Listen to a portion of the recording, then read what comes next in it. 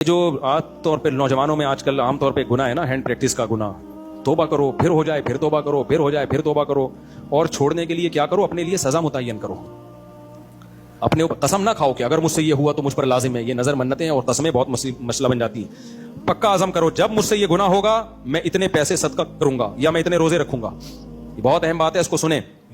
اس سے فائدہ کیا ہوگا؟ اچھا، شیطان پتہ ہے کیا کرتا ہے؟ آپ سے یہ گناہ ہوا، آپ نے اگلے دن روزہ رکھا سزا کے طور پہ، یا کوئی صدقہ کر دیا. جو بہت زیادہ دھتی ہوتے ہیں ان کو تو ہم روزہ رکھنے سے منع کرتے ہیں کہ وہ روزے میں بھی یہ کر رہے ہوتے ہیں. پھر بڑی فلمیں ہیں بھائی مارکیٹ میں چل رہی ہیں، وہ روزے میں پھر روزہ بھی نہیں رکھ رہے ہوتے، روزے میں یہ کام تو اور زیادہ گناہ ہے، روزہ بھی گیا تمہارا. ان کو ہم کہتے ہیں صدقہ کرو پیسے. تو جب وہ پیسے صدقہ کرتے ہیں تو پھر ان سے گناہ ہوتا ہے. تو شیطان پتہ ہے کیا کرتا ہے؟ صدقہ کرنے سے کوئی فائدہ نہیں ہوا، نا نا نا نا، یہ تمہاری بھول ہے، فائدہ ہوا ہے، ایک دم نہیں ہوگا. پھر اگر ہو گیا ہے صدقہ کرو، پھر ہو گیا ہے صدقہ کرو، توبہ بھی کرو صدقہ بھی کرو.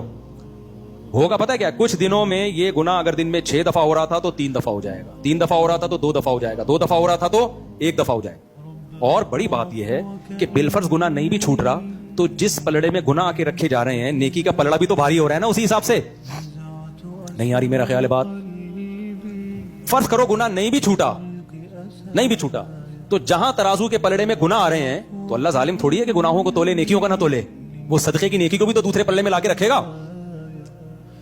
اور یہ میں گارنٹی سے کہتا ہوں، جو شخص اپنے لیے سزا متعین کرے گا اور اس سزا کی پابندی کرے گا، ڈرامے نہیں کرے گا کہ یار چونکہ اس سزا دینے کے بعد بھی گناہ چھوٹ تو رہا نہیں ہے، کیا فائدہ ایسی سزا کا، تو نہیں دو سزا اپنے آپ کو. نا نا نا، گناہ 100 دفعہ ہو 100 دفعہ سزا دو. تو میں گارنٹی سے کہہ رہا ہوں انشاءاللہ یہ گناہ اس سے دیر سے چھوٹے گا لیکن چھوٹ جائے گا. تو چند باتیں بتاؤں. پہلی بات، گناہ چھوٹے گا اس سے انشاءاللہ. نہیں چھوٹا کم ہو جائے گا. تو یہ بھی کم فائدہ ہے کیا بھائی؟ ایک بڑا چور ہے ایک چھوٹا چور ہے تو دونوں میں فرق ہے نا. چپل چوری کرتے ہوئے پکڑا جائے تو کیا کرو گے اس کے ساتھ؟ یہ تھوڑی کہ جیلوں میں ڈال دو گے اس کو اور وہ کون ہے یار، نیب والے آ جائیں گے، ایسا تھوڑی ہوگا. اور ایک کروڑوں روپے کی چوری کرنا بطور مثال، جو ابھی کیا مثال دوں سب کو بتائیے. تو اس سے پہلا فائدہ کیا ہوگا؟ کفارہ دینے سے، جرمانہ دینے سے گناہ ایک نہ ایک دن انشاءاللہ چھوٹے گا. نمبر 2، نہیں بھی چھوٹا کم ہو جائے گا. یہ بھی بہت بڑا فائدہ ہے. نہیں بھی کم ہوا تو جتنی دفعہ گناہ ہو رہا ہے اتنی ترازو میں نیکیاں آ رہی ہیں، یہ فائدہ ہوگا. چوتھا فائدہ کیا ہوگا؟ مزید آگے نہیں جاؤ گے، بریک لگ جائے گی وہیں تک. ورنہ جو یہ کام کرتے ہیں نا وہ یہاں تک رکتے نہیں ہیں. ہر گناہ میں طاقت ہے، اپنے سے بڑے گناہ کی طرف کھینچتا ہے. جو لوگ چرس پیتے ہیں تھوڑے دنوں میں چھٹے بھی وہی لگاتے ہیں ہیروئن کے. ڈائریکٹ ہیروئن پہ نہیں آ جاتا انسان.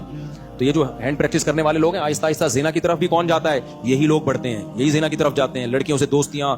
تو یہ بریک لگ جائے گی اس سزا کی وجہ سے، وہیں اسٹاپ ہو جائے گا، اس سے آگے نہیں جائے گا. تو اس لیے یہ کام کیا کرو. اگر کوئی گناہ ہو جاتا ہے نا، توبہ کرو، روکو اپنے آپ کو، شادی کرو، سب سے پہلی بات تو یہ. اور صدقہ کیا کرو یا روزہ رکھا کرو. روزہ وہ رکھے جو بہت زیادہ لت نہیں ہو گئی ہے. جس کو بہت زیادہ لت ہو گئی ہے نا تو وہ بھی روزہ رکھنے کا فائدہ نہیں ہوتا.